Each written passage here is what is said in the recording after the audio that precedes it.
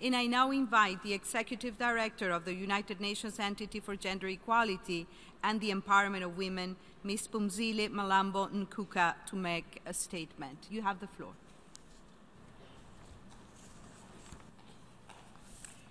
Thank you very much, Madam President.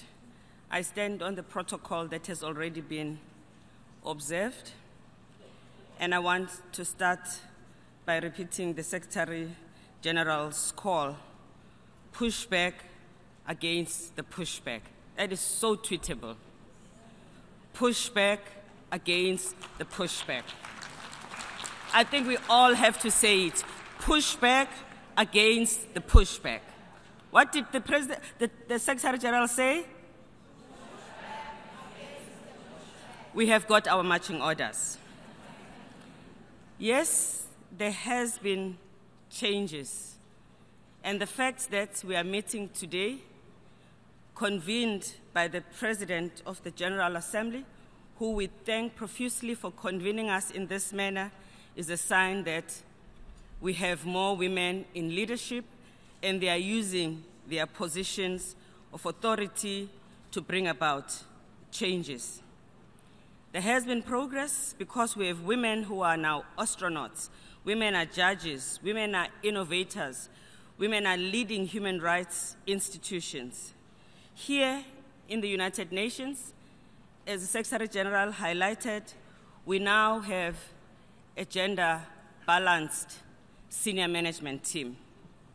We have, for the first time in the history of the United Nations, a President of the General Assembly who is a woman, a Deputy Secretary General who is a woman, the President of ECOSOC is a woman, the Chairperson President of our board, UN Women, is a woman, the President and the Chair of the Commission of the Status of Women is a woman. Unprecedented. And therefore, this shows that there are changes. However, we are also living in a world where there's only 10 countries in the world that have gender-equal cabinets. 10 countries only with gender-equal cabinets. 75% of lawmakers in the world are men. 19% of the highest persons leading in any country, either as presidents or prime ministers, are women. And only about 5% of women who lead corporations in the Fortune 500, of CEOs who lead in the Fortune 500 companies are women, and the numbers have been coming down. This is a big challenge. And therefore, convening in this manner is to heighten our awareness to these challenges and to call on us to do something to bring about changes. And because there are still so few of us in this position, we have to be focused on opening new paths, creating new paths and bringing about the changes. Because the institutions we lead and are part of were made for men and by men. If we get into the institutions and we do not change the status quo, it means that we are actually sleeping on the job.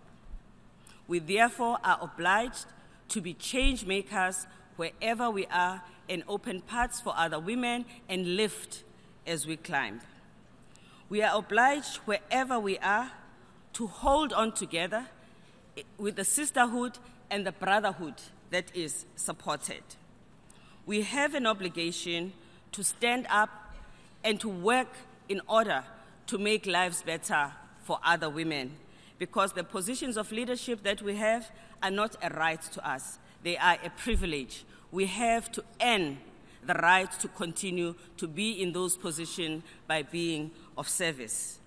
We need to make sure that the women who are without work, the women who carry the burden of care in society, the women who earn low wages, the women in the informal sector can depend on us to continue to advocate for the changes that will improve their quality of life. That is why the theme of the CSW this year is so important, because all those women need social protection.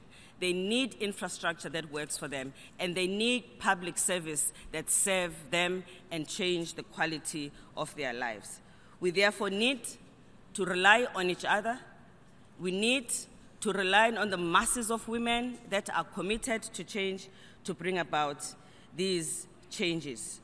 We do not have a lot of time. We have the next decade and the last decade of the SDGs. This last decade of the SDGs must be a decade where we bring about fundamental changes in society for all women and also for all men. I thank you.